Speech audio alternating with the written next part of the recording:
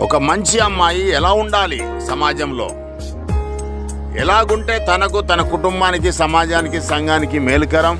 ఒక బిడ్డకు జన్మనిచ్చిన తల్లి తండ్రి ఏదైనా మంచి పేరు పెడతారు కదా, ఆ అమ్మాయి పేరుకు తగినట్టుగా జీవిస్తుందని. ఉదాహరణకి ఒక అమ్మాయి పేరును పరిశీలన చేద్దాం. సుజన కుమారి.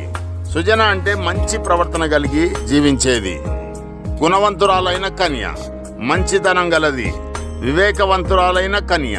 ముఖ్యంగా సుజన కుమారి అంటే మంచి ప్రవర్తన కలిగిన యువతి, గుణవంతురాలకు కుమార్తె. ఈ పేరుకు తగ్గట్టుగా జీవిస్తే ఆమెకు దీవెనకరం, సమాజానికి, సంఘానికి మేలుకరం, కుటుంబానికి క్షేమకరం.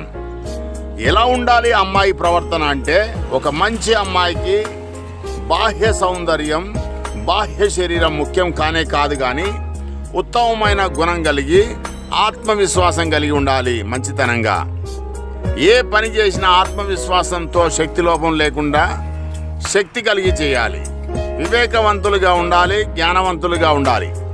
అందరితో ప్రేమగా, మర్యాదగా ప్రవర్తించాలి. పరిస్థితులను బట్టి విజ్ఞతతో వ్యవహరించాలి. తల్లిదండ్రులకు విధేయత కలిగి ఉండాలి. దేవుని యందు భయభక్తులు కలిగి ఉండాలి. మరియు సృజనాత్మకంగా కలిగి ఉండాలి.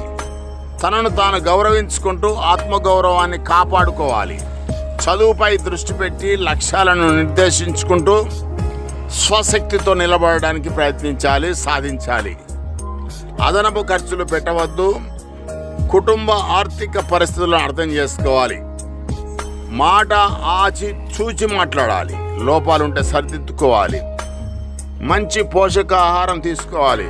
శుభ్రత పాటించాలి. ఇలాగుంటే ఆ కన్య మంచి మనసున్న వరుణ్ణి ఆకర్షిస్తుంది, తగిన సమయంలో, తన ప్రవర్తన పరిమళంతో.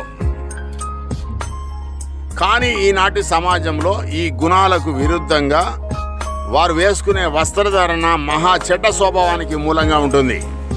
ఉన్న బట్టలను చింపుకొని శరీరం ఎక్కడైతే కనపడద్దో అక్కడనే కనపడేటట్లుగా స్టిచ్చింగ్ చేయించుకొని మరీ వాడుతున్నారు వస్త్రాలను.